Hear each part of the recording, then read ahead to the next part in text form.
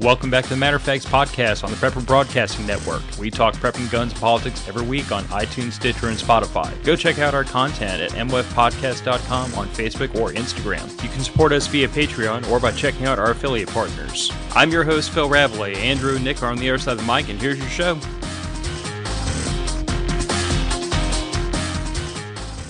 So, welcome back to Matter of Facts podcast. This is the least professional podcast in all of podcasting. I completely bonered up setting up this show and did not apparently set it up for Rumble properly because it failed as soon as I hit the button. So if you usually watch this on Rumble, that's totally on me, my bad. And if you normally watch this on YouTube or Facebook, you just really wish I'd shut up and get to the topic. And if you listen to this on audio, all this stream and video crap you don't care about anyway, so you know. There's all that. But in my defense, I was literally telling Nick right before we went live about the absolutely freaking insane week I've had at work. It's been a corker. Yeah.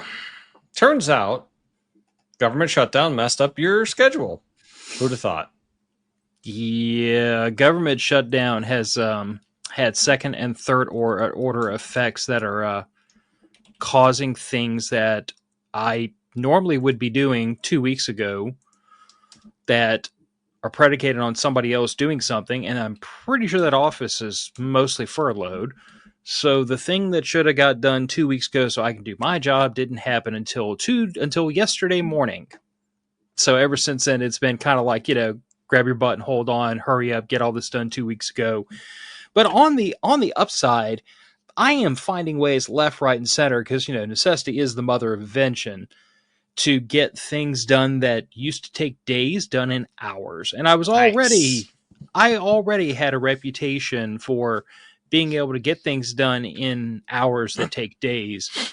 And now I'm just compacting it down even more and more and more. Like how fast can really all of this get done? Turns out you don't need half of the government. I mean, I don't want to say that out loud. I did, and I will continue to. I'm just going to say that when you have someone who is both inventive and properly incentivized, they can find ways to get things done very, very, very quickly. Although I will also say in the same breath that I find that my greatest frustration with my day job is usually just beating my head against the wall of like 25-year-old technology that should have been updated while I was still in high school. But here we are, still using it. Hey, man, if it works, the government is not going to replace it. And if it doesn't work, they'll replace it with something worse. I will say that as frustrating as it has been trying to learn software and applications and everything that were written and coded when I was not old enough to buy beer. Not commented, not coded, not documented? Oh, well, it doesn't matter. I mean, so the short version is they stopped teaching the language that these applications are coded in colleges and computer science degrees 15 years ago. It's COBOL. Nobody knows it anymore. It's COBOL. COBOL.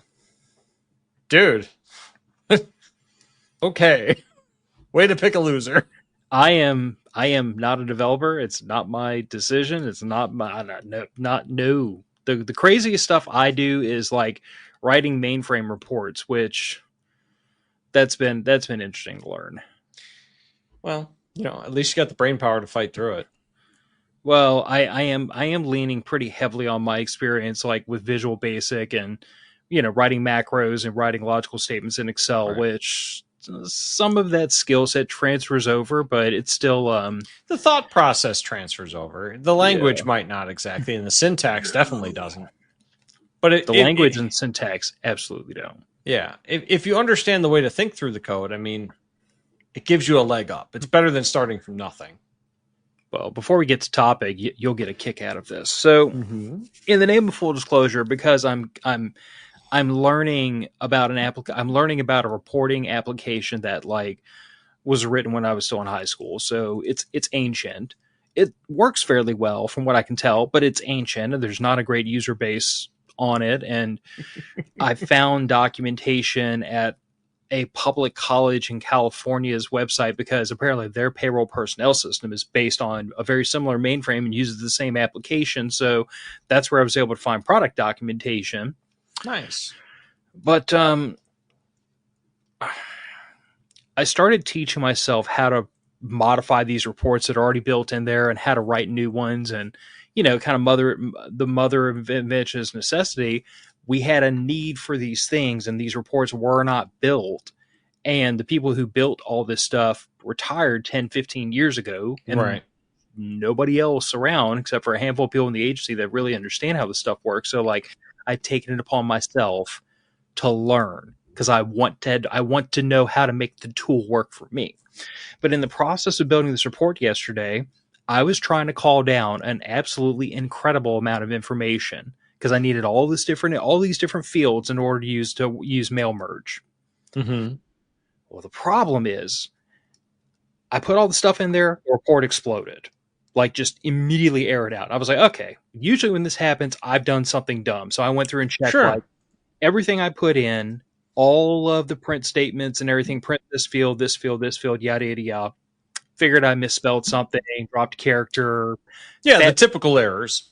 Fat fingered one of the mainframe addresses, which is just a string of numbers and letters. But everything looked good. So then I was like, and then the guy I was working with was like, okay, well, let's just comment everything out but one, and let's run that one field, and we'll just, turn them all on one at a time individually. And we'll see which one breaks. Yeah. Well, when we did that, every single one of them worked. Too much data for the program to handle? Don't beat me to the punchline. So, every one of them works. So we're like, okay, what the hell? So we turn on 2 or 3 of them, it blows up. We turn on 2 of them, and finally, through process elimination, I figured out 2 of the fields we were trying to call down were address 1 and address 2, and they've got to be 20 characters long. And literally what was happening was when you put address 1, address 2, social security number, and I forget one other thing in there, you reach the horizontal character limit of the mainframe program. Wait. It has a horizontal character limit that's reachable? Yes.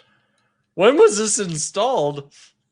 I think this version went out of date in the mid-90s, early 90s. Okay, never mind. That explains why there was a horizontal character limit. Yes. So what I had to do to make this insanity work, and by the way, this is insanity, is I literally rewrote the whole thing to put address 1, address 2 on one line by itself, and I put everything else on another line. And then I made it to where you comment in one set of information, comment the other one out, and then flip them, and you run the report twice, and then you take those 2 reports and bridge it together in Excel using social security number as a unique identifier to say, sure, A goes with A because the socials match. Right. Merged it all together in Excel, did all the data validation. It was a several hour long process. This is why my grandfather's always said, you don't put your hardest worker on your most tedious task. You put the laziest guy, because he's going to find a way to do it as easy as humanly possible and as automated as humanly possible. Yeah, see, my problem is that I am extremely hardworking, but I absolutely detest tedious, repetitive processes. And because that's why you're perfect for these things. Because I hate doing tedious, repetitive processes, I will find the least tedious, annoying way to do something, purely for my own sanity. Mm-hmm. So, Jeff brings up a good point, though. Can you use AI to code in one syntax and have it translated into another? So, here's the thing. There are multiple sectors, specifically in the public sector, and some in the private sector, by the way, that are extremely averse to using AI. Mm-hmm. Mostly because of the sensitivity of information being handled. For instance, I cannot use AI or a lot of cloud-based CAD CAM software because occasionally we work on ITAR things. Yep. And let's just say that there are multiple public agencies that very commonly have at their fingertips tens or hundreds of thousands of employee records. Don't worry. Fill with those PII. have all been lost already. I know. They've all been leaked to the Chinese twice. I know. I understand. I get it. I'm saying, man, it's all already been leaked. I mean, come on now. I mean, I know, but in any case, didn't Blue Cross Blue Shield have a database breach recently that got like a third of all Americans' Social Security numbers online? Blue Cross Blue Shield has, Office Personnel Management has, DoD has. If you have ever in your life been enlisted or worked in the public sector, somebody in China has your Social Security number tattooed on his forehead. It is just probably the way it is. Unfortunate, but in any case, but that's digital security. It's awful hard to be right every time. Yeah. And that's the standard you have to be held. You're held to. Yeah, Raggle Fraggle is saying, get ready for the cold front this Sunday. Yep, we have to do admin work. We have to do admin 20s work. For me. Okay. 11 minutes of rambling and bullcrapping about work, and we have to do admin work really, really quick. If you're not a patron, you should be. Patrons keep the show going and support my insanity. There's merch available at the Southern Gal, support a small business, and support the podcast. Cypress Survivalist is going camping, and I never remember what day it is, but I can tell you it is a week from tomorrow.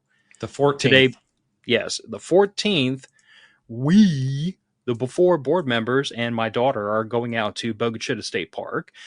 I talked to Raggle. He said he might drop in, but I found out about something recently. He might not be able to, so I wouldn't hold him against him if he can't make it. But, if anybody would like to come out and hang out, get to meet us, hang out for the weekend, it's going to be one of those run with your bro, make your own arrangements, sleep wherever you want to sleep. You are on your own recognizance, but if you bring me a gift of booze, cigars, or coffee, you will be welcome to the campsite. Good.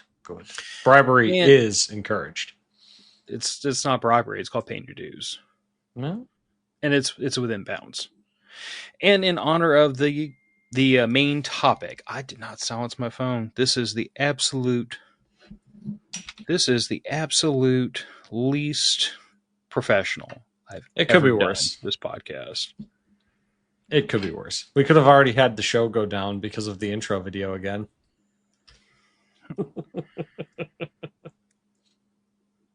But if you guys didn't notice the show title, we're talking coffee today. Yes, we're gonna let Phil nerd out on coffee.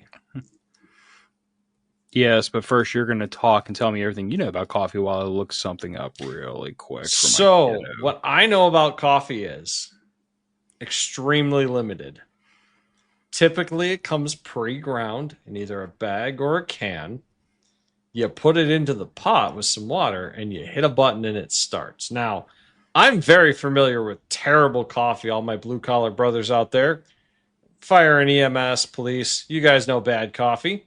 It's usually burnt. It's been sitting in the coffee pot for 4 to 6 hours with the hot plate still turned on. When you pour it in your mug, you get to it about an hour later, so it's a nice tepid to slightly above room temperature coffee.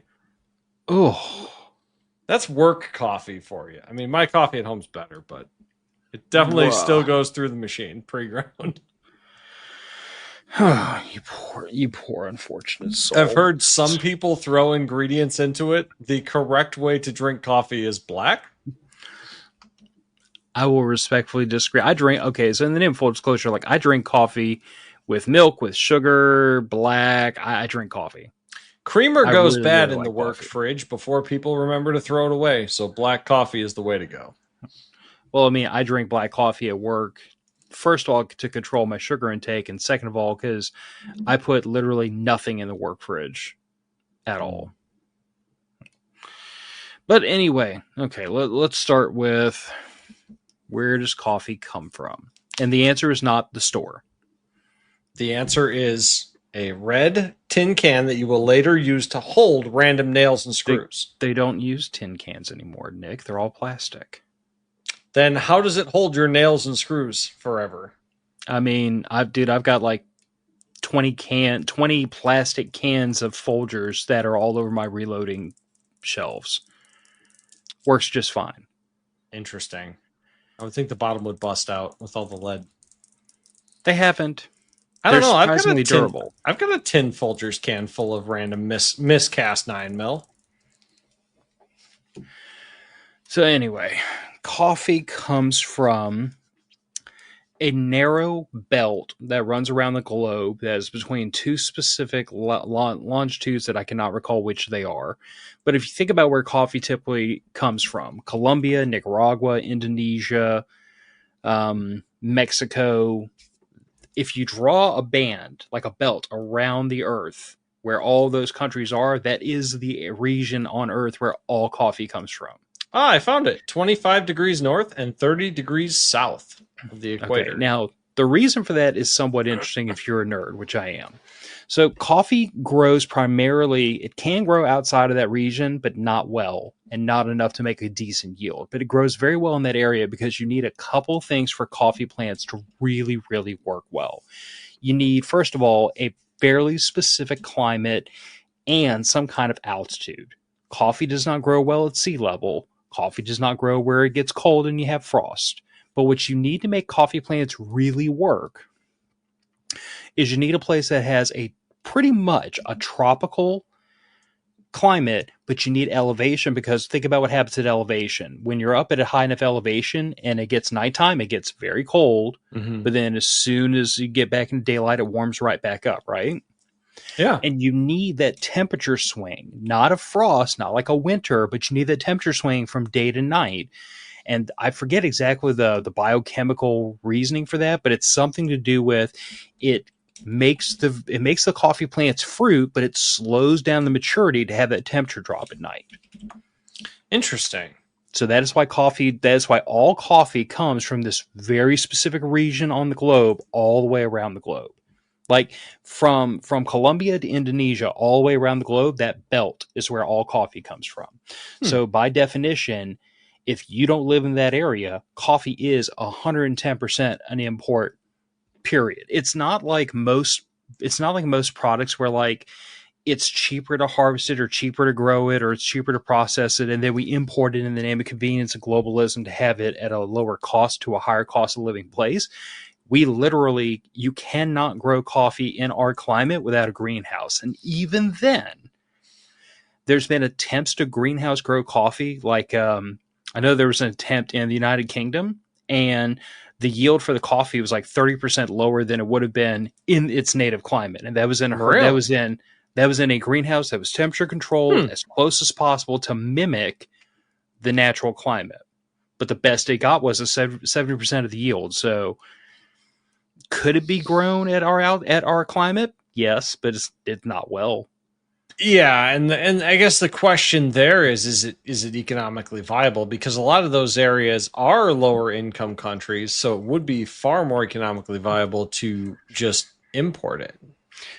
Yeah, I mean to be able to greenhouse grow it up here, the input is so high for the output, it just makes no sense. Like the experiment where it was done in the United Kingdom was literally just it was basically an attempt. Now, first of all, the person who did it, like he sold the coffee to local UK roasters, and it was kind of upfront said, like, look, we're going to charge more than what you would if you got this from overseas. You could sell it as a specialty or as a curio because, like, there is no England grown coffee except for this. Well, there used to be, but they gave up all those pesky colonies.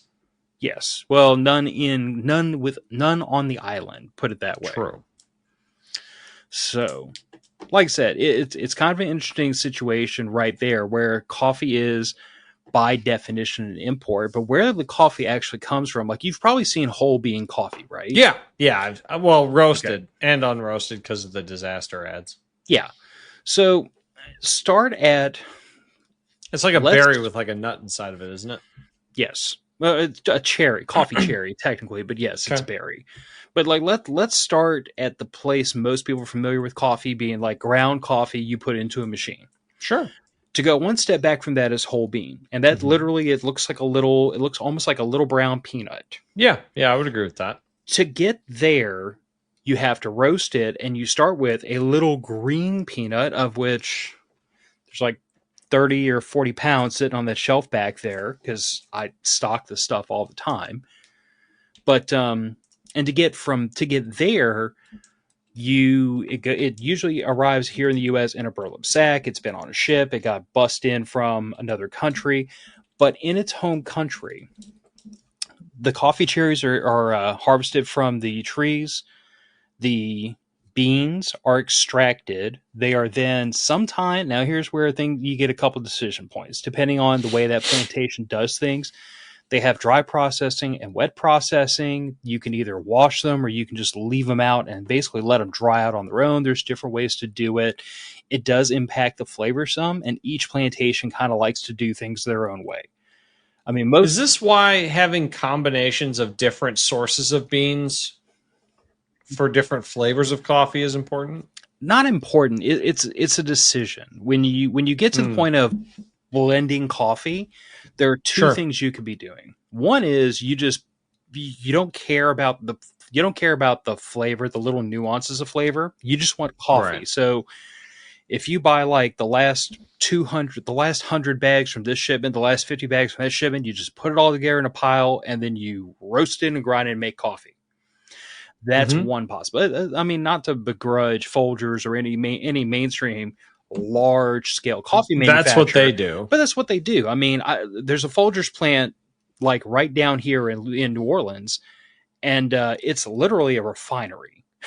I mean, they roast at scale.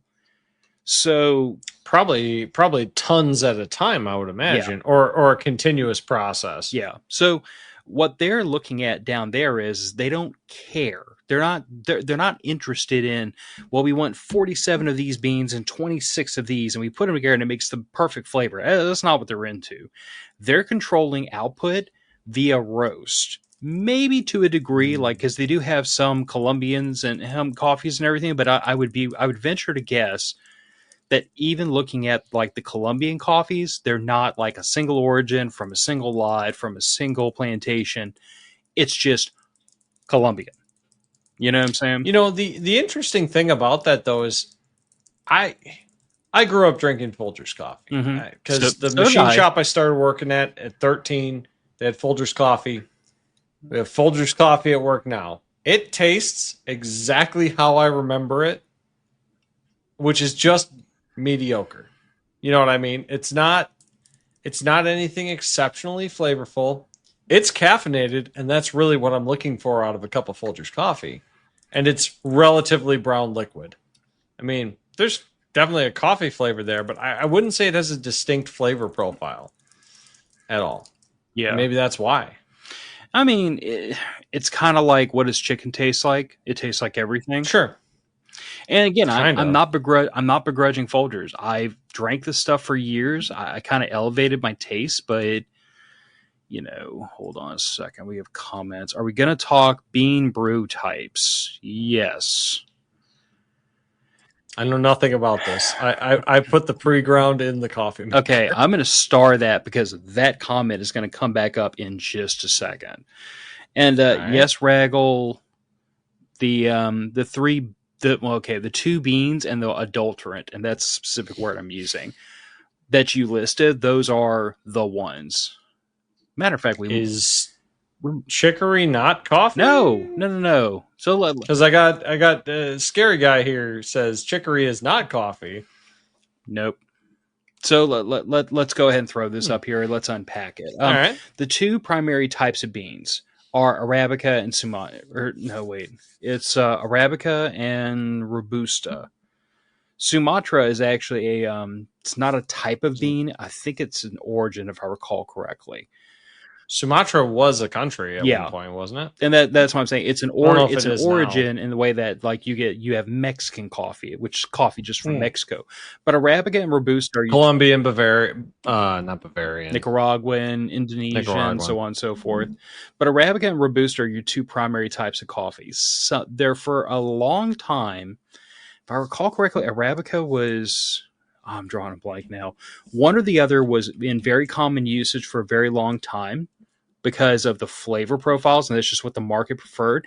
The other came into common usage more recently, and that's been more a result of the specialty coffee market.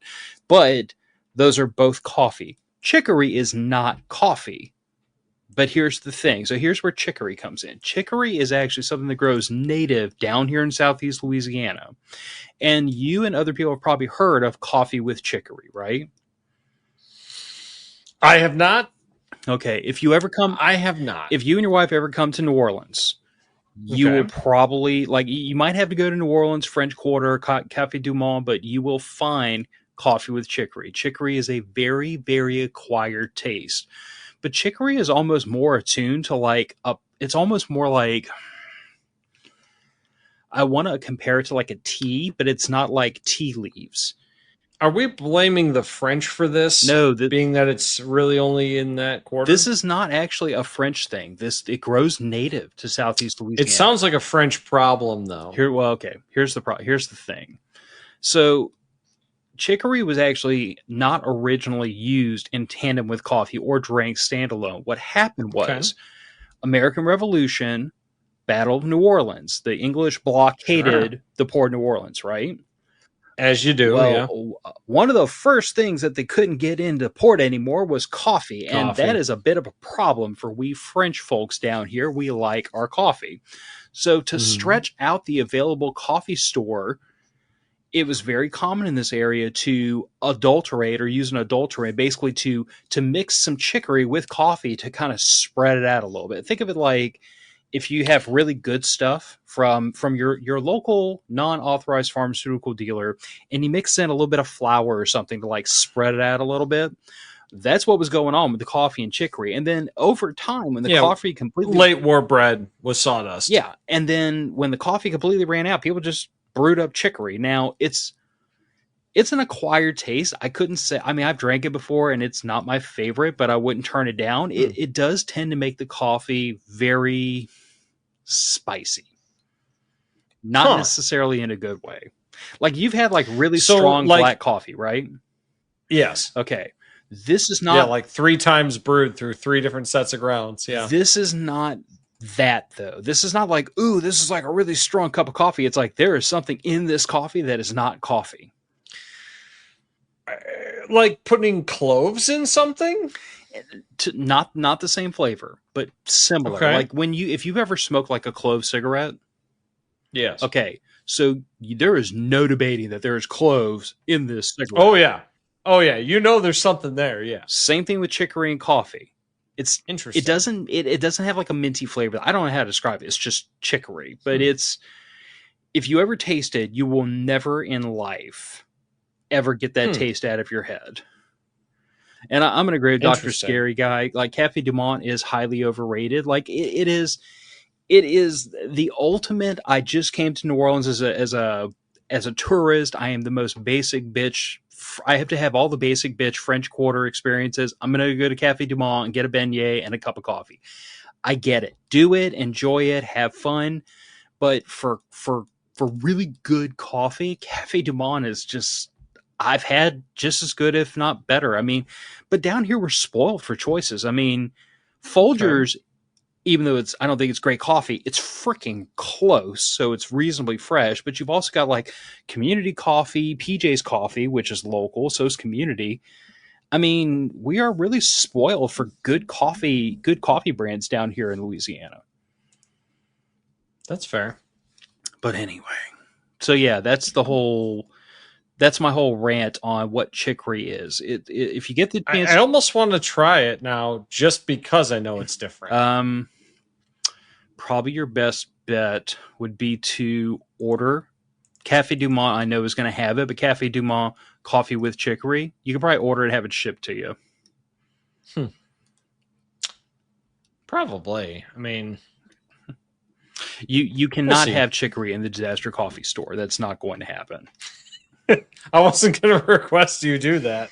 I was going to insist you keep the coffee on that store, whatever you think is good coffee, because apparently I don't know good coffee. Oh, look, I've gone down the coffee nerd rabbit hole. I accept it at this point. Hey, man, you know what? Honestly, coffee for me has always been about a caffeine delivery system that was not just metric ass loads of sugar. I mean, that's fair. I mean, I went from coffee to Monsters back to coffee, and I really do think that was trading up, Yes. going off the Monsters, because man, oof, oh no, Raggle. I don't know off the top of my head if chicory has caffeine in it. don't know. Or Let's find no, out. that wasn't Raggle. Shit, I'm sorry. That's your wife. Oh, that was Rachel. It was. That's a good question. Well, She has but to there's limit her Rachel caffeine. right underneath Raggle Fraggle, and their names are True. similar enough that at a glance. Good God, yeah, they are. They're almost the exact So it's same not length, just too. me. Same length, both start with R-A. They are, but I would imagine she's prettier. So Then haven't met Raggle. You never know. I have. Your wife's prettier than he is. He won't be upset about that either. I don't think she will be either. But in any case, so like let's that's where coffee comes from. It has to be grown overseas. It does come into us in the bowels of ships in friggin' 50-pound burlap sacks. It is ostensibly a dried grain at that point. Like as long as it doesn't get moist, and as long as rats don't start chewing on it. I mean, this is like been the reason why Disaster Coffee started off with bunker beans and green coffee beans as a long-term store, because it's no different than storing rice at that point. Now, I have heard there are some extremely expensive and very ritzy coffees that require them to be chewed on and digested by critters. I will never ever Eat the poo coffee? I will never drink the Kopi Luwak or whatever it's called. Now, is that because it's insanely expensive, which I have heard it is, or is that because it is poo coffee? Both. And That's both fair. are perfectly valid answers. Both. Both are perfectly valid Also, answers. the market for that is actually extraordinarily exploitive of those animals, because like I bet it is. Okay, so before the movie Bucket List came out and it kind of like came into vogue at that point, it was still expensive then, but it wasn't near as expensive as it was, and it wasn't as much sought after. It's kind of a specialty market. So what has happened is that Right, because how many people are going to be willing to be like, yes, a cat has pooped this coffee. Yeah. Please drink it. So what has happened is now they literally have farms where they have these animals in cages and they feed them nothing but coffee cherries, which is awful for the animals and awful for their health, by the way. They're incredibly malnourished, and it's not a good thing. I like nothing about it. And the problem is that don't drink poo coffee. It's bad for the environment and animals. Yes, and I like animals better than most people, which also it's made of poo. It's not made of poo. It's just been partially digested in poo. Look, so has corn, but we're not making that corn into cornbread either. That's a different show. That I'm just saying, man, you shouldn't make poo into food or drinks. True. So anyway, that's where coffee comes from. Let's talk about roasting, even though Raggle specifically said he wanted to know about, what was it? I have to start it, otherwise I'll forget. He wanted to talk about brew types. So we'll get to that in just a minute.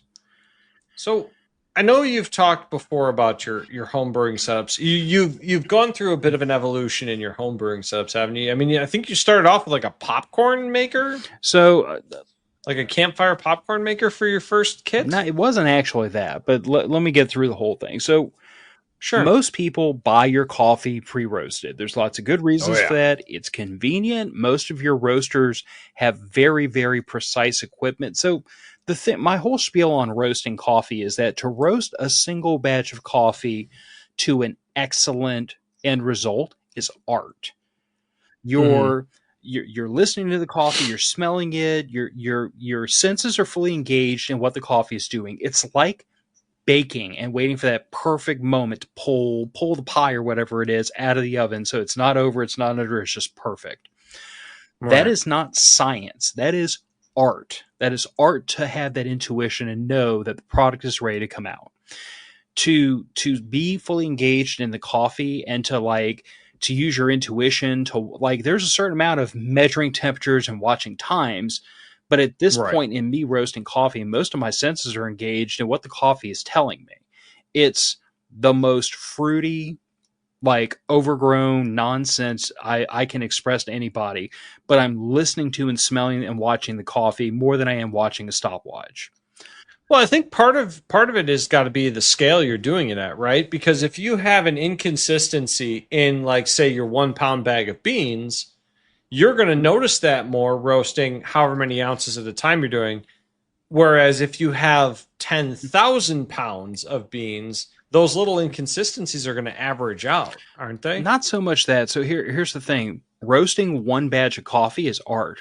Roasting Mm-hmm. 10,000 batches exactly the same, that is science. That is Okay. where professional roasters will have a small scale roaster that only roasts a small amount at a time. And this thing is filled with temperature probes. So they are not just watching the temperature, but they're feeding all this into a computer program that graphs over time what the temperature is, what the rate of agitation or aeration is, depending on whether you're using a fluid bed or a drum type. Like they're graphing all this to build out a profile so that when we want to roast this coffee again, we put this profile into a computer hooked up to a gigantic Mm. machine and it reproduces this profile again perfectly. Oh, It preheats the roaster to exactly this temperature and then it drops the beans in and then it agitates them at exactly this rate, this many RPM if it's a drum roaster, for example. It's going to raise the temperature at exactly this rate over time to closely match this curve. It's going to do all those things in a very controlled, repeatable fashion. That is the sure. science of roasting, is to be able to do it exactly the same time, exactly the same way over and over and over so that your can of red Folgers tastes like the other 50 cans that are on the shelf. Right. I can never match that level of consistency because I'm roasting one batch at a time. What I can do is I can roast a little bit lighter, a little bit darker. I can play with it. I can come up to temperature faster. I can do things like when I get down towards the bottom of one of my propane tanks, I know I need to preheat a little bit more. I need to come up on the temperature more aggressively. I need to open the burner up hotter. I can do all those. I can make all those decisions in real time because I'm looking at this one batch at a time. But the Right. the place I started out roasting coffee was actually with a very small a wire, like a popcorn popper, but it's not exactly a Okay. popcorn popper. So the popcorn poppers you're thinking of are usually about the size of like a pie pan, right? Yeah, I was thinking more of like the campfire ones you have. They're usually a rectangle, maybe 4 or 5 by 6 to 8, All right. something like that, So the inches so square. the one I started with is maybe about 5 to 6 inches in diameter. It's Okay. it is barely big enough to fill my French press twice. Hmm. So it's not a very large coffee maker. Actually, no, I can fill my French So you're press 20 basically times with it. making Yeah, so you're basically making a pot of coffee there when you're roasting that. Yes, for all intents and purposes. Hmm. Now, for that, that's very simple. Just put your beans in, wave it over a fire. Closer to the fire is hotter, further away is cooler. And you have some Right. basic principles you want to apply to roasting. Like you do want to come up to your roasting temperature as quick as is feasible without burning the beans. If you go too fast, you'll wind up with the beans exploding. And then when you look in the final product, you'll find lots and lots of beans that are not like together. They've literally like broken into thirds and fourths because they just popped. Okay. Not to mention, usually you'll light them on fire if you try to get too aggressive with it. But that, depending on the bean origin, it can take a lot of temperature really fast to get to that point. If you don't come up on temperature fast enough, they'll never crack or make this popping noise that is kind of intrinsic to roasting coffee. So, so you'll kind of dry them out, You almost like almost dehydrate them. So they're already fairly dry. What you're doing, what that cracking noise is actually it is a little bit of carbon dioxide that's trapped inside the beans, and when you Mm. heat that up enough, it breaches out of the coffee bean. But if you heat the beans up too slowly, it leaches out instead of popping. Mm. So you're not expanding the gas fast enough. Yeah, and now the problem Okay. the problem with that is you can still roast the bean, But if you roast too slowly, often you'll overdevelop the outside of the bean, but the inside of the bean is not roasted properly. So when you go to Okay. grind it, you'll have all your beans on the outside might look the same, but when you start grinding it, the inside of all those beans is a little bit too green, a little bit too light. And you'll So, notice that in the taste. okay, that makes sense. Yeah, that makes sense. Raggle Fraggle. Small brewer. So a small brewer, and I don't own one because I don't make anything that small, would be like single cup. Think like an AeroPress or something like a V60. Like if you've ever seen the little funnels you put on top of a coffee cup and then you pour your water over the top to make one cup at a time. I don't do any of that nonsense because I like my coffee. I make. That sounds like an extraordinary waste of time. I mean, yeah, I use French presses and I use French presses and percolators and all kinds of stuff when I'm out camping, and they make 8 to 10 cups at a whack. Because Sure, yeah. 4 of those are going in my cup, and usually the other 4 going in Gillian's cup. So if we're not making 8 cups at a time, Right. we're just not making coffee.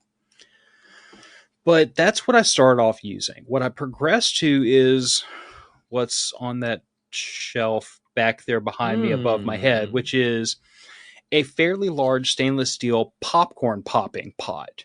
If you've ever seen the ones where like you'll have a crank handle on the side of it, it'll have I've got one of those. The old whirly pops. Okay, so I have a whirly pop behind that one. That is actually I think it's a VK popper, which I actually like a lot better. They work better than the whirly pops in my experience. The whirly pops, the gears tend to bind, and it's okay.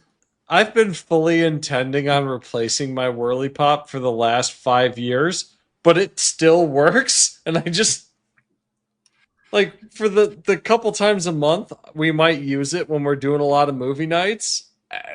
It just works, man. I don't know what to say. It does, but coffee beans are heavier than popcorn kernels. Oh yeah, sure, that makes sense. They're a larger nut. Yeah, well, bean. So that's the issue I have with whirly pops specifically, is that greater weight tends to make things bind up and bog down a little bit more. The VK popper actually has a almost like a braided bike cable that goes between the handle and the agitator. Oh, instead of like a spur gear? Yep. So if you like bind it up too much, you'll break the cable, but it's much smoother. Yeah. It doesn't bind near as much. It's just I like the system a lot better. But I always thought that if they went back to cast like zinc cast gears instead of plastic gears on the whirly pops, you'd eliminate that binding issue. Because I think a lot of the binding issue is the flex. I've got the metal gears, and that's not the problem. Interesting. Honestly, what I think the problem is actually the I want to call it the handle, but it's not a handle, but the top piece the top C-shaped piece of metal that kind of locates all the gears. Yeah, that has so much flex to it that it's just like some 16 or 20 gauge stamping. Yeah, but I have noticed that about every 4 or 5 times I use it, I've got to bend that. I got to tweak that to get the gears back in a proper mesh. I've not had that problem. Well, but perhaps it's because I'm only using it for corn and not coffee. You're using yours for popcorn. I'm using mine for coffee. And that's another thing, is that if you're going to use a popcorn popper or anything to roast coffee, don't use it for anything else. Really? Okay, so as you roast coffee, the coffee oils leach out of the beans, and that stuff cakes the inside of my pot. You're saying we could have coffee flavored popcorn? I don't know if you'd end up with a coffee flavored popcorn or just, I don't know, but I personally wouldn't, because I don't think you're going to end up with coffee flavored popcorn. I think you're going to wind up with death flavored popcorn. Oh, well, that's disappointing. I mean, it's like rancid, burnt on oil. Oh, that is very disappointing. Yes. So, like I said, I was hoping for it all. If you're now, that's how I've roasted coffee. James Walton, one of the other owners of Disaster Coffee, his favorite method is just cast iron skillet and a wooden spoon. I have heard of guys doing that, or old in the bottom of the actual coffee pot over a campfire and a wooden spoon. Yeah, he's also turned me on to I believe it was him. If not, it was him. It was somebody else. Sometimes they'll just put a single layer of coffee beans onto a pan, like a cookie sheet, into the Sure. oven at, I think they set it for like, I want to say they set it for like 450 because, of course, and the only rotten part with that is you're not getting any bean agitation, so you're going to tend to like, not scorch, but you're going to tend to heat up the beans more on one side than the other. But I mean, there are different ways to do this. You could go spend hundreds of dollars on a commercial roaster, and I think you'll get a good product, but I don't know that your product's going to be dramatically better than what you can get with a much more humble roasting method. But at the end of the day, your Look, principles are all throwing flaming money at a problem is usually the solution. I mean, somebody once asked me, like, okay, how much does it cost to get into roasting coffee? And I'm like, well, I've got a $60 pot that I'm using on the side burner of a barbecue pit, and I check my pot preheat with a $15 IR thermometer off of Amazon. So like reasonably affordable. Pretty reasonable. I use the colander out of the kitchen to like, knock the chaff out, and a coffee sheet or a cookie sheet to lay it all out on to let it cool after it's been, roasted. So pretty reasonable. But then again, you can spend $600 on a Genie Cafe. You can spend well over $1,000 on, or $1,000 to $2,000 on coffee roasters, and these are still small batch roasters. You want to get into the stuff where you're going to like commercially roast this stuff at scale. You're talking about a $5,000 to $10,000 piece of equipment. I mean, oh yeah, well it's just like jumping from this little lathe behind me to a production CNC lathe. I mean, you're talking about at least a 10x multiplier in price minimum. Yeah.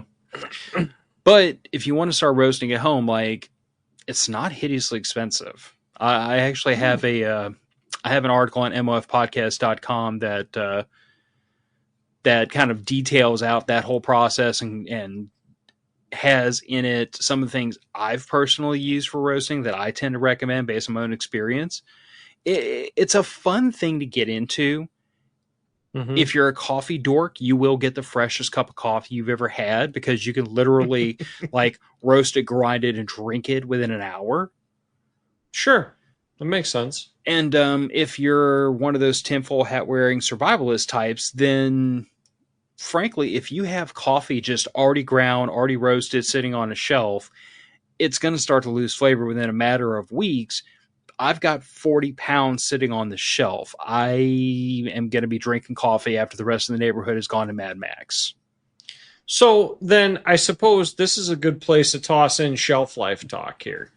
So obviously ground and ready to brew is the shortest shelf life. What about is that shelf life? Do you know? So opinions do vary on this because it's taste based and that's subjective to a degree. But I mean, obviously, even if it no longer has a quality taste to it, it's caffeine.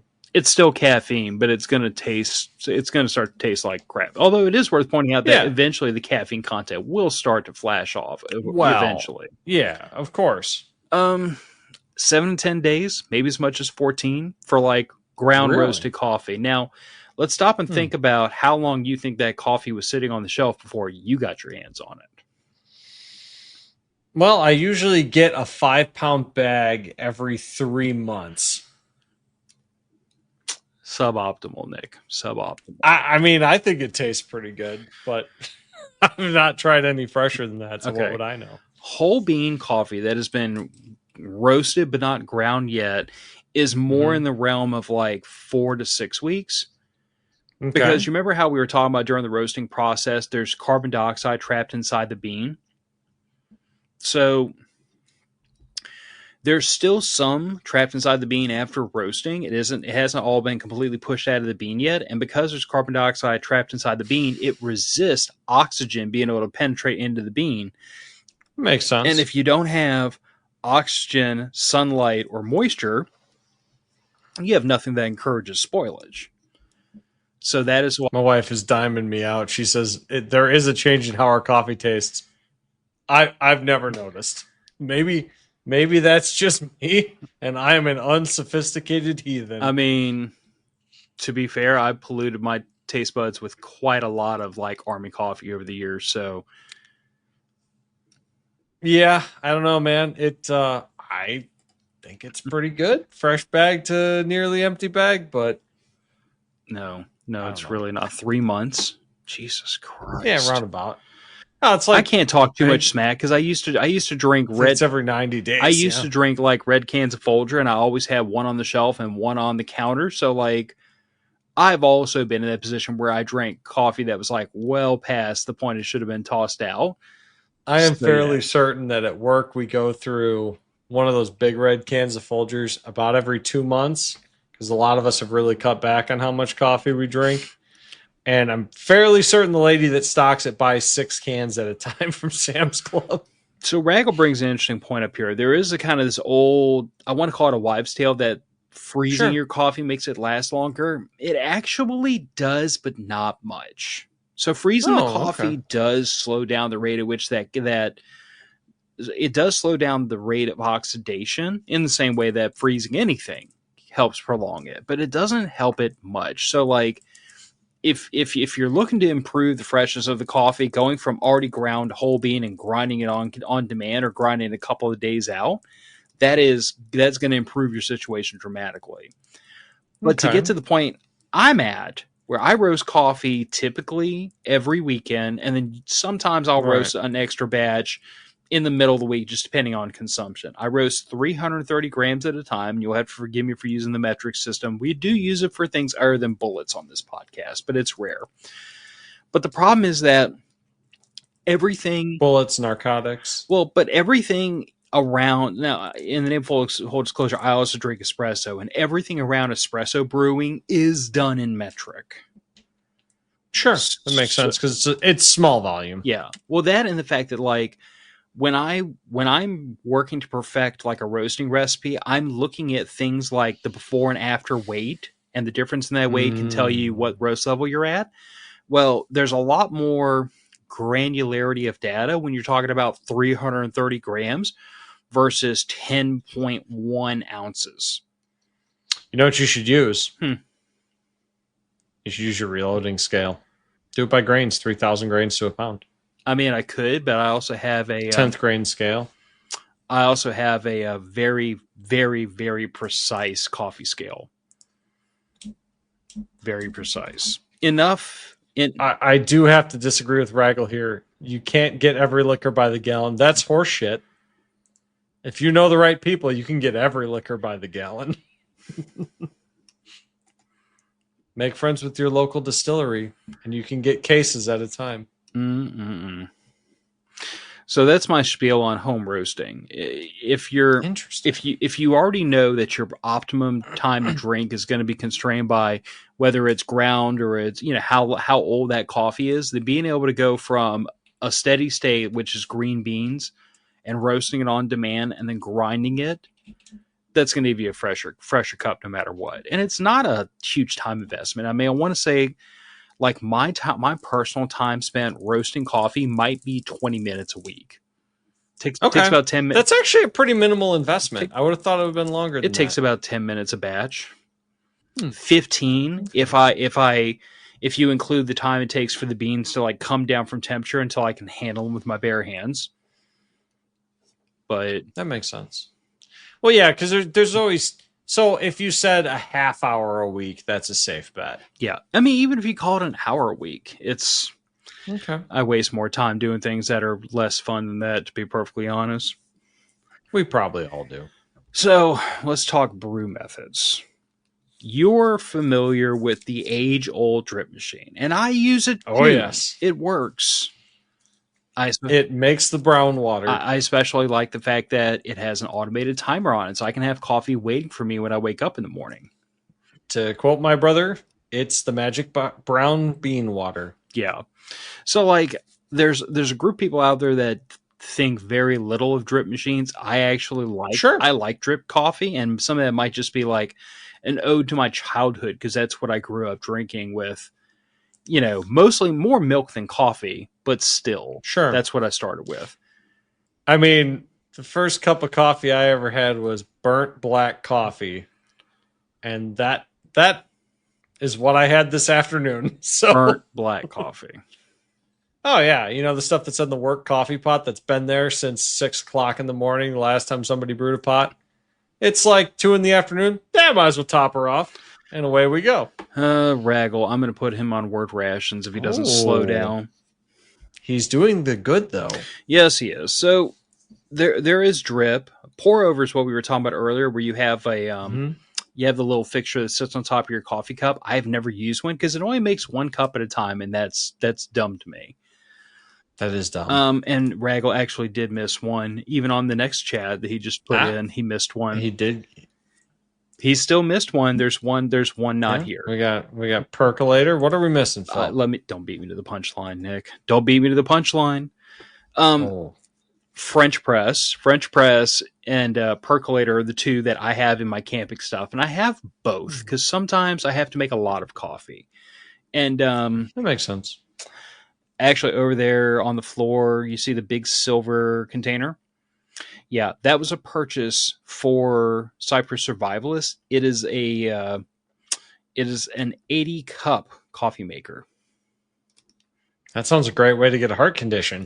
It takes one 12-ounce bag of coffee to run at full blast.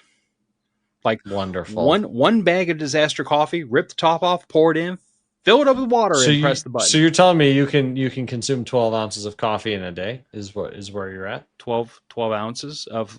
Yeah, you're going to drink the entire 12-ounce bag. Oh, no. Of coffee yourself. That comes out when we have, not even guests, that is a Cypress Survivalist type of thing where we have 20 people that show up and we're going to be drinking coffee. And 3 of them want coffee. I get it. Yeah. No, we actually drank 2/3 of that thing. Oh, wow. That's actually significant amounts. Yes. Well, Southeast Louisiana, we like our coffee. But yeah, percolator and French press are what I keep in my my camping coffee box over here. Sometimes we run them both, sometimes one or the other. I do like percolator for camp coffee. So the primary difference between the two, so a bit of coffee nerd crap here. Mm-hmm. There is a relationship between how fine you grind the coffee and your brewing method. So if you think there's a thing in coffee brewing called contact time. That is literally the number of seconds and minutes that the water is in contact with the grounds. Okay. Think about your two extremes, cold brew and espresso. Espresso is really, really fast, really short contact time. Like your shot is usually like 35 seconds. You push the water through the bed of coffee. The coffee has to be ground extremely fine to get extraction out because the water passes through it so fast. Follow me? Yeah, I guess that makes sense. Now, it'd be like a Portland cement versus a concrete. Yeah. Now, on the opposite extreme is cold brew, where you literally put your coffee in the water and you put it in the fridge and it's cold, so it doesn't extract very well, and it sits in there overnight. So the coffee... Is that how you're supposed to do cold brew? I mean, yeah, if you do it the old-fashioned way. Huh. My wife has got a cold brew machine that does... I think it hot brews the coffee and then puts it on ice. Okay, so that's kind of cold brew, but I'm talking about like the really slow old school way. But when you do... Well, we could try that. But when you do that, you grind the coffee actually fairly coarser even than you do with a drip machine because...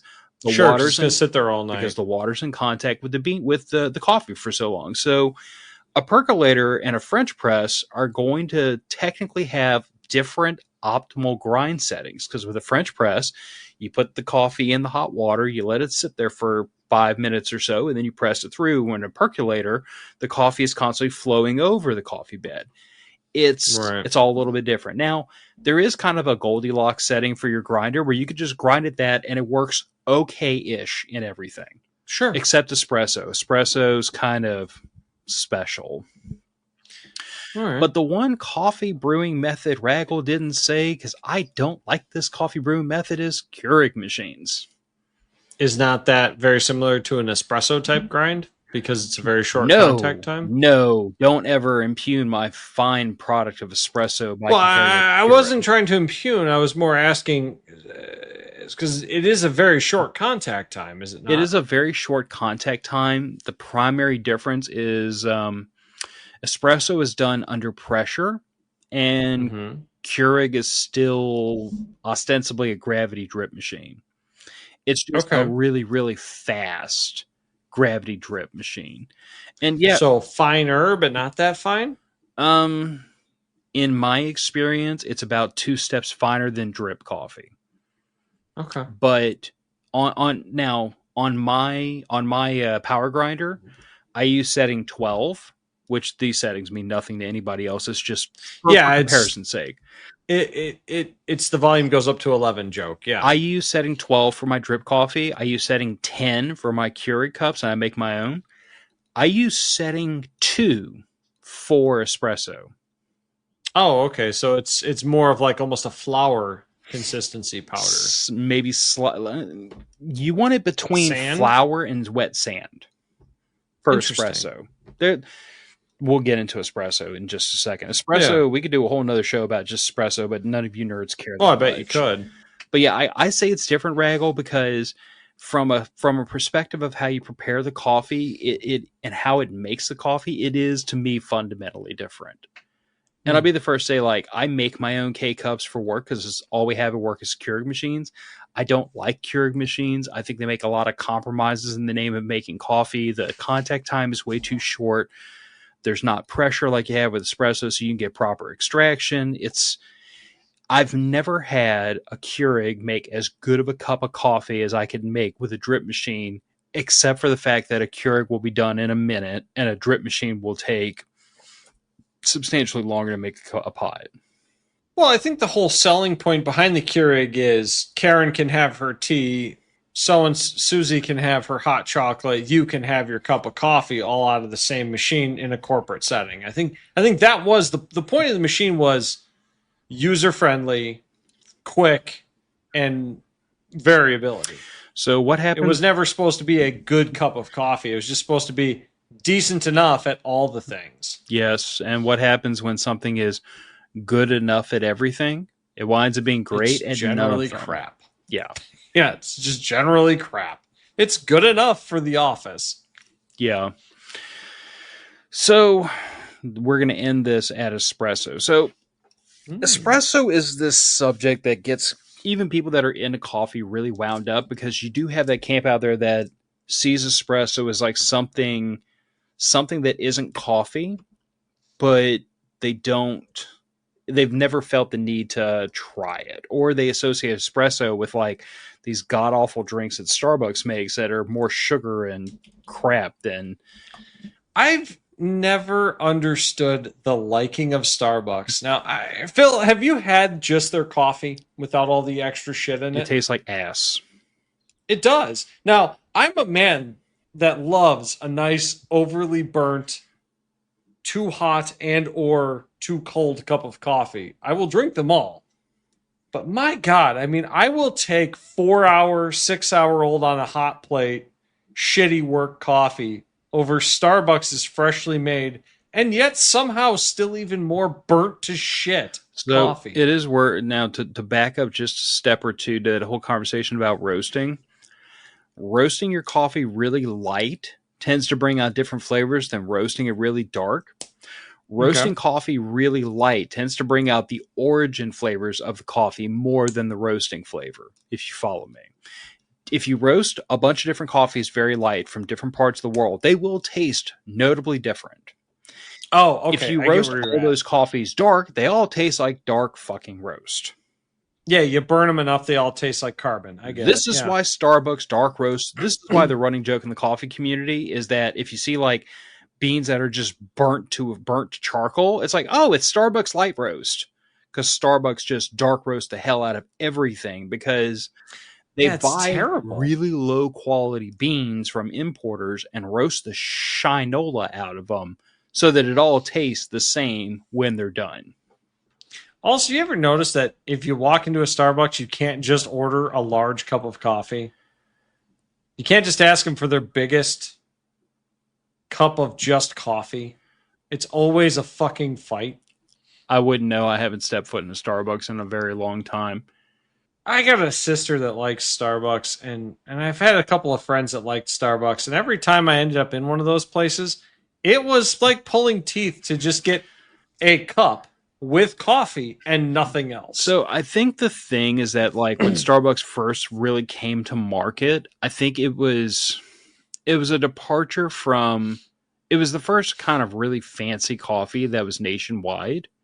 And unfortunately, what has happened is that lots of other businesses, first in, best dressed. And what's happened is that a lot of other companies, going back to, like, we're spoiled for good coffee companies down here in Louisiana, but you can get, like, there's a PJ's on most corners, and PJ's also has lots of really sugary bullcrap drinks. Sure. But PJ's legitimately makes a pretty decent cup of coffee. Community makes really good coffee. CDM or Cafe Du Monde is, I think, very overplayed, but, you know, it's okay.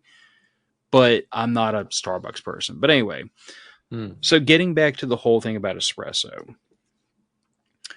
The thing about espresso is the origin of espresso actually dates back to Italy. And the weird part of this is that there was a time period in Italy where, like, coffee was, and still to a degree is, considered medicinal. And there's studies there's actually, I saw a study recently that said that if you consume at least 1 8-ounce cup of coffee a day, your all-cause mortality rate drops by like 23%, which I showed. Yeah, because you're less likely to start a fist fight with your coworkers. I get it. Well, I showed my wife that. It said, I'm going to be immortal.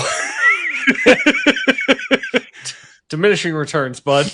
Diminishing returns. Actually, I think I sent her that, and then I sent her the meme of Connor McLeod with the lightning coursing through. That's great. Oh yes, it was awesome. But anyway, that's what I need to do. I need to make a meme for our Instagram of me drinking a cup of coffee and Queen, Masters of the Universe, playing in the background. Yes, that would be perfect. That's great. But anyway, so in this time period, coffee was considered medicinal. And as a result, there were taxes in Italy on coffee, but they exempted coffee if you drank it standing up. So if you went into a coffee bar, there'd be tables for you to sit down.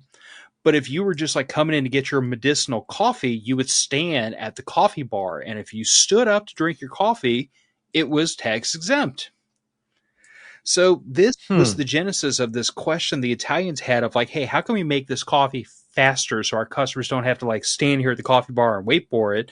Because all they're doing is they're coming in to get their cup of coffee, and they're going to drink that real fast. They're going to hit the road to go to work for the day. Right. So initially, espresso was an answer to that question of how do we make coffee faster? We grind it finer because finer gives us more extraction with less time. To get the water through the bag of coffee when it's ground that fine, because when it's ground that fine, the spaces between the coffee are really, really small. Water doesn't flow through it very well. We need pressure. The early espresso makers, which weren't even called espresso at that time, I want to say brewed at something like 1.5, maybe 2 bar of pressure, which sounds like a lot, but really not. Modern espresso is brewed anywhere from 6 to 9 bar. Okay. So considerably more pressure. It's also brewed with anywhere from like 80 to 90 Celsius water, which again, hot pressure, you get more extraction faster.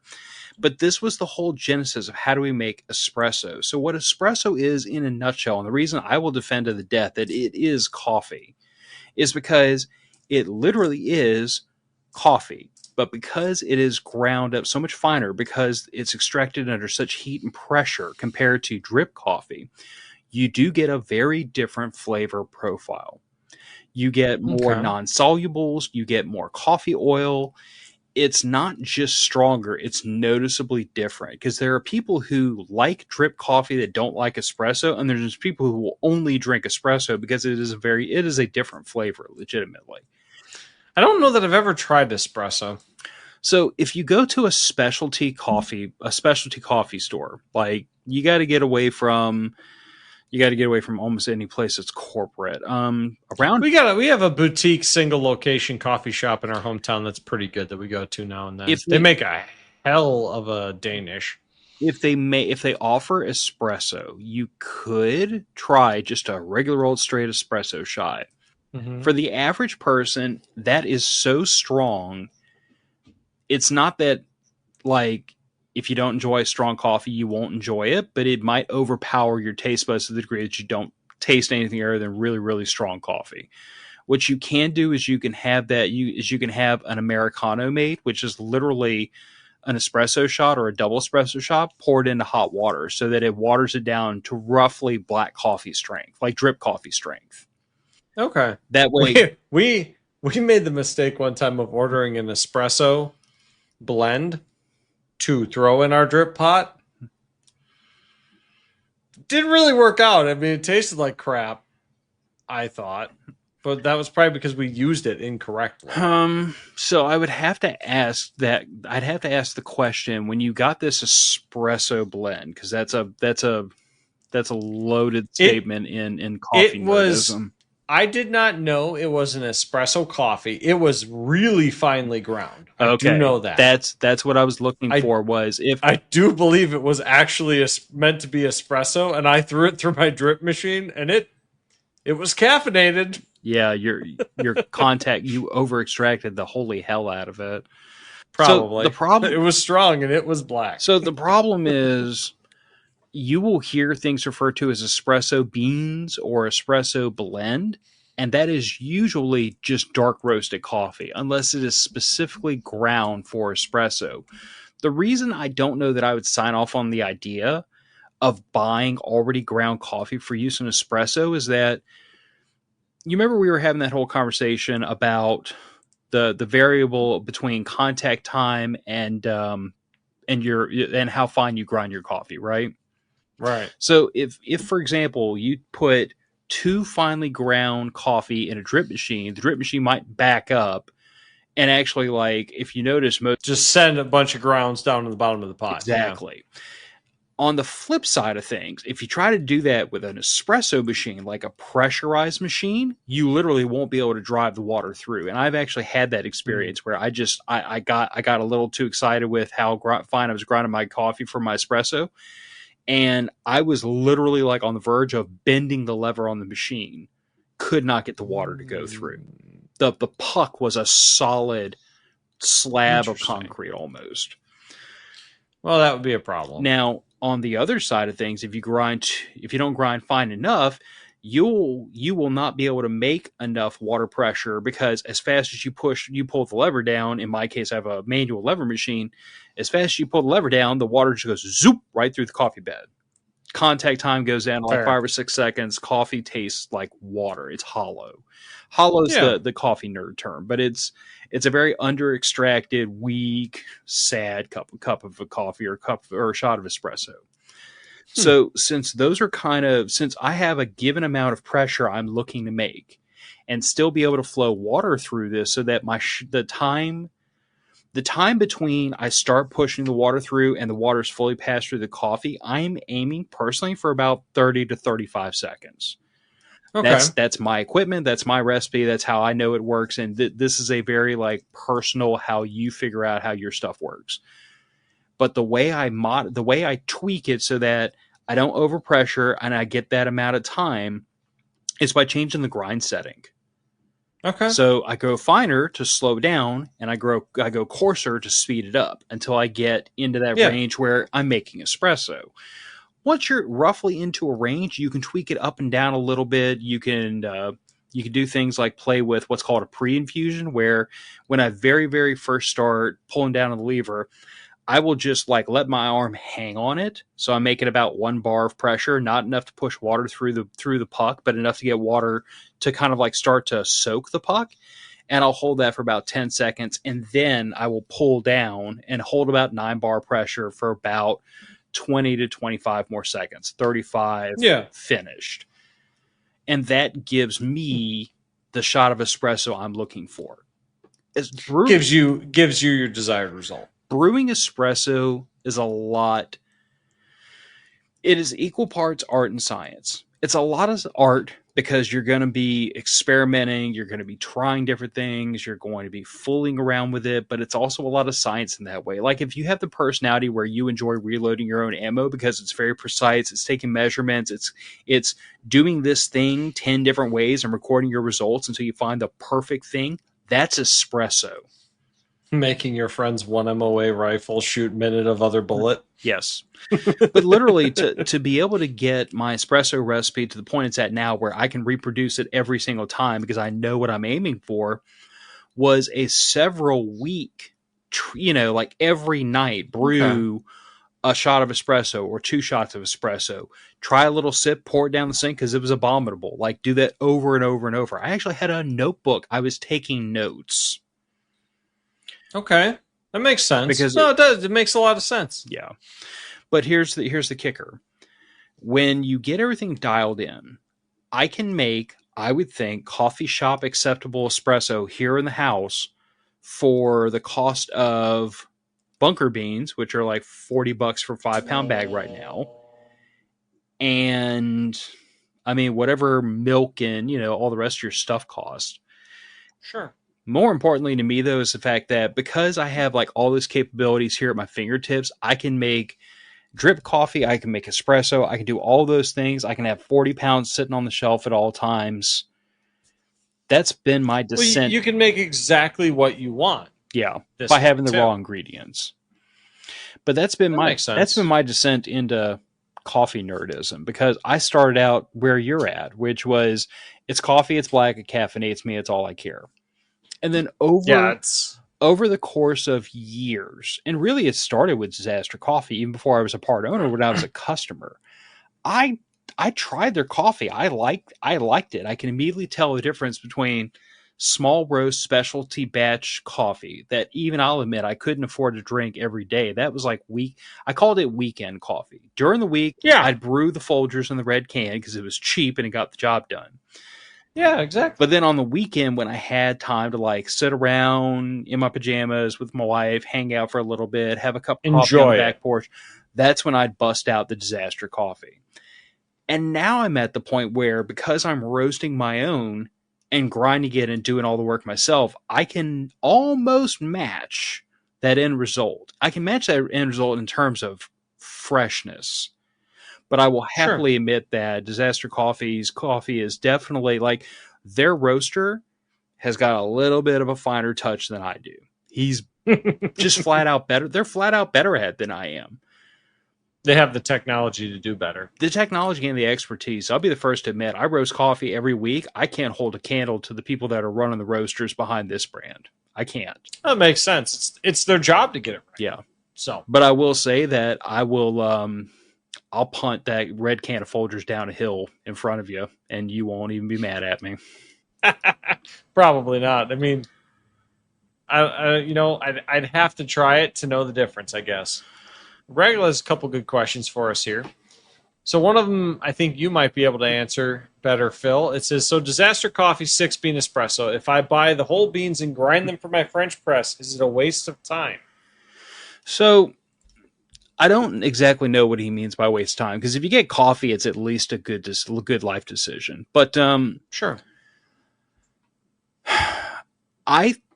Let me unpack that in a couple different ways. So first of all, the 6-bean espresso, I don't recall what the name of that roast is you're referring to. I want to say maybe he's referring to Pandemic, but I could be thrown off. But buying the coffee, is it for espresso specifically? So, okay, good question. No. Again, like I was saying, a lot of people will market, including us, will market a darker roast coffee and as an espresso blend. And that's because a lot of people who brew espresso prefer dark roasted coffee. I don't. I like a medium dark for my espresso. I've used really dark roast and I just don't care for the flavor, but that's a personal thing. So if you see espresso blend and it's not specifically ground for espresso, you're really looking more at just a darker roast coffee. And if you like dark coffee, go for it. It's not going to hurt you. Whole bean is always going to be more fresh than buying it already ground. You will need to spend some time experimenting with your grinder to find the right grind setting for your brew method. Best I can tell you is that if you grind it and you brew it and it tastes too weak, too hollow, then it's not ground fine enough. And if what you end up with is like super, super bitter and sour and just over extracted, go more coarse. And you can you can kind of get a decent range. There's actually a resource on the internet that will tell you if you're using this brew method, you want to brew to approximately this coarseness or refinedness. All right. And that's good. The other half of Raggle's question is why the upsurge in coffee companies over the last 10 years? I think I can tell you why. Social media. So social media is one thing. A lot of these companies, in marketing. In the name of full disclosure, Disaster Coffee, we are Dropshipper has an ugly ring to it. We market the coffee, Woo! And a subcontractor handles fulfillment based on our specs, our decisions. Like, I'll be the first to admit, all the coffees I've personally had a hand in bringing to market, it's because we taste tested them and said, this is what we want this coffee to taste like. So sure, we're definitely doing the work, but I don't have a $10,000 roaster here in my house, nor do I have a shipping department. So there's a company behind Disaster Coffee that handles the production of the fulfillment. You have a child. Child labor is within your reach. Yeah, 13, they become slightly uncooperative, though. But I think there's been a lot of coffee companies that have taken off as a result of that, just the ease of kind of starting a coffee company where a third party handles the technology's made it a lot simpler, for sure. I also think it's a lot because just the market has expanded. Like 20 years ago, no one was talking about specialty coffee, and now it's just become more and more mainstream. There's a greater appreciation for it, bigger market, more customers. And I think that's a reason why there's been so many more coffee companies like start up and come out of the woodworks, personally. You know, I think that, yeah, the availability of the customer base, definitely. But if you can't market it, you can't maintain a business. So it wouldn't have mattered if the demand was there. If you couldn't outreach the customers as easily as you can now, which is what you get with social media, the company's not going to succeed. Yeah. So that's my whole spiel on coffee. If you don't drink coffee, I'm not mad at you, but I'm a little concerned. I'm shocked that you're able to function on a daily basis without some supplemental caffeine. I'm shocked that I'm able to function with caffeine. So, there's that. Caffeine in spite makes the world go round. Yeah. But like I said, I would encourage anybody who's looking for more information. MOFpodcast.com has, I think off the top of my head, 2 different articles I wrote on coffee stuff. One was talking more about like roasting and not specifics roasting, but more like the theory behind it. And the other one was talking more about like my personal setup, the products that I'm using to make coffee here at my house. And kind of details like that evolution of my espresso setup, because I actually use a Flare Neo. For anybody that's around espresso, or really anybody that pays attention to stuff on social media, you may have seen Flare, FLAIR, is a coffee company. They make full manual espresso presses, and it's exactly what it sounds like. It's a lever that you use to drive a piston through a chamber, and there's water in the chamber, and there's a puck of coffee at the bottom. Deceivingly simple. But I started with a Flare. Well, that would lower your barrier to entry in both cost and maintenance, though. The simpler you can make it. I mean, that's why drip coffee is probably, I think, the most prevalent, just because of the simplicity and the maintenance of it. Yeah, except that a Flare Neo at the time I bought it started at $99. I've spent easily another 100 on top of that with upgrades to the machine and pressure gauge and an extra, 2 extra portafilter baskets. A portafilter is the thing that holds the coffee puck. Sure. But I spent some money upgrading that to the point where I should have just bought a Flare Classic to begin with. But if you really want to spend money in Flare's ecosystem, they make the Flare Pro, and then they make the Flare 58, which by the time everything in the Flare ecosystem is based around this idea of having like their own proprietary portafilter, the brew chamber that fits on top of it, so on and so forth. By the time you get to the Flare 58, you're using legitimate 58 millimeter portafilters, like commercial stuff. And they have Okay. preheating elements and everything, so you don't have to like heat up your brew chamber with scalding hot water like I do. You literally plug the son of a bitch into the wall and press a button, and it just heats itself up. That's also like Convenient. a $500 lever machine. And by the way, when we start talking about espresso, let me just tell you, if you want to start playing with espresso, I highly recommend you follow my example. Start with Flare. The barrier to entry is fairly low. If you want, there are some commercial machines that you can get into for like the sub $500 range. Talk about like Gaja or Breville or any of the bigger names. Cheaper than that, your quality falls to crap really, really fast. But understand that when you start looking at espresso machines, because it's a specialty market and because the machines themselves have to be like so precisely made, it's not unheard of to see $1,500, $2,000, $3,000, $4,000 espresso machines. That's not unheard of. That's a bit of a bar to entry. I mean, I've seen $1,500 what they call prosumer models, which is like it makes one cup at a time, but it's a really, really nice machine that's you're gonna like will to your grandkids. And then if you start looking at any of the multi-head machines that are meant for like, because again, this is a thing within the espresso culture. There are people who it's not enough to have the $1,500 prosumer model on your counter. They want something that came out of a coffee shop, so they will go shopping for like used $4,000, $5,000, $6,000 machines that will make 2 and 3 cups of espresso at the same time. Huh. Yeah. Interesting. It can be a lot. I'm actually, so my daughter has this thing where she enjoys going thrifting, and I go with her, and I'm there strictly looking for old espresso machines. Because there you go. It would be worth it to me to get one and see what I can do to put it back in service.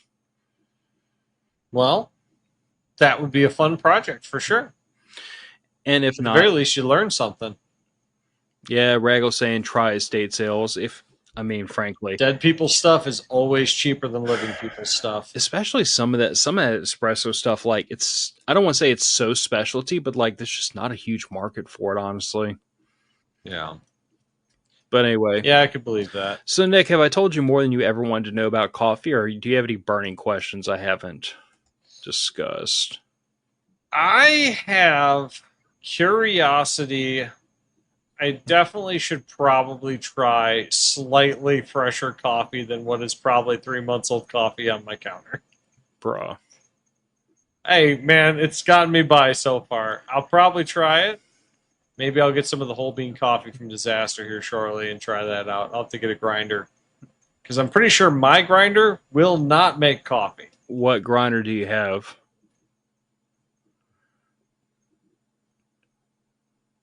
Grinder. No. It will powder the coffee. It will powder your bones. It'll powder everything. So pretty sure that bastard right there is like half horsepower. It dims the lights in the other room when I turn it on. So my only question is like, when you talk about needing a grinder recommendation, and this is a good thing to unpack for the audience, if you're going to make that first initial step from ground coffee into whole bean, you need a grinder. Yeah, absolutely. Is power grinder required, or are you willing to use a hand grinder? It's a fair question, because the problem is, like, if you're going to fill a 12-cup drip machine, doing that with a hand grinder, you're going to be here for a long time. Probably an electric grinder, more than likely. Okay, so hand grinders, first of all, any grinder you get has to be a burr grinder. Point blank and period. Okay. If you see not a blade grinder? No, a blade grinder will give you absolutely zero consistency over the size of the ground, and the coffee will come out tasting muddy and crappy out of the back end. All right. There's actually James Hoffman did a YouTube channel a channel feature on this recently, and he was comparing the difference in taste between like coffee that was fresh ground, 1 day old, 2 day old, 3 day old, so on and so forth. And then he compared a really, really crappy chopper to a burr grinder to a really high end grinder. And the chopped coffee that was 1 day old still didn't taste as good as the 3 day old coffee that came out of a burr grinder. Interesting. So, and this was like blind taste testing. He just put them all in a row and then figured out what was what afterwards. So, like, burr grinders are a necessity. On the cheaper end of things, to get your feet wet, you're probably going to be looking at conical burr grinders. If you can find one that has metal burrs instead of ceramic, it'll cost a couple of bucks more, but it'll last longer too. Most of your entry level grinders like Cuisinart or any of those common brands, think like your Target, Walmart brands, Yeah. that will get you by. Okay. I will tell you now that the things you're going to not be happy with, which are kind of built into that price bracket, is the collection bins are going to be made of plastic. There's going to be a lot of stack built up. It's going to fling, like, if you grind your coffee, let it sit there for about half an hour before you take it out. Or better yet, grind your coffee at night and then the next morning brew it. Oh, okay. But if you don't do that and let that static dissipate, then when you pull the collection bin out, the static's just going to eject coffee all over the counter every time. That's good to know. Yeah, it's annoying. I actually am currently playing with an Urbanic, I think a 74 series, which I had to have shipped in from South Korea because that's where they're made. That was a $250 grinder, and it actually has an aluminum collection bin. Sure. It doesn't make as much static. It doesn't make as much mess. It's a flat burr grinder instead of conical burr, but it's 3 times the price of the Cuisinart I started with. So it's one of those things of, if you're gonna make that jump into whole bean coffee, I recommend you start at a cheaper grinder. Yeah, and make sure the investment's worthwhile for you. Yeah, and the thing of it is that especially if we're talking about like weekend coffee and your day to day is still going to be the red can that's already ground, then spending $300, $400, $500 on a really good grinder just doesn't make sense for once a week coffee. If you end up like me and you go down the rabbit hole and you get really stupidly into coffee, you'll be able to justify a $300, $400, $500 grinder to yourself really, really quickly.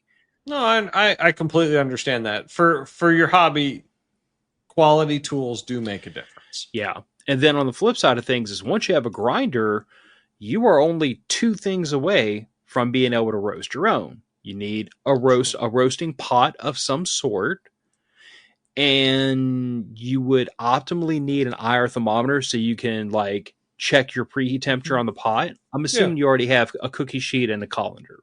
Oh yeah. Yeah, that's not a problem. So with roasting, I roast my coffee.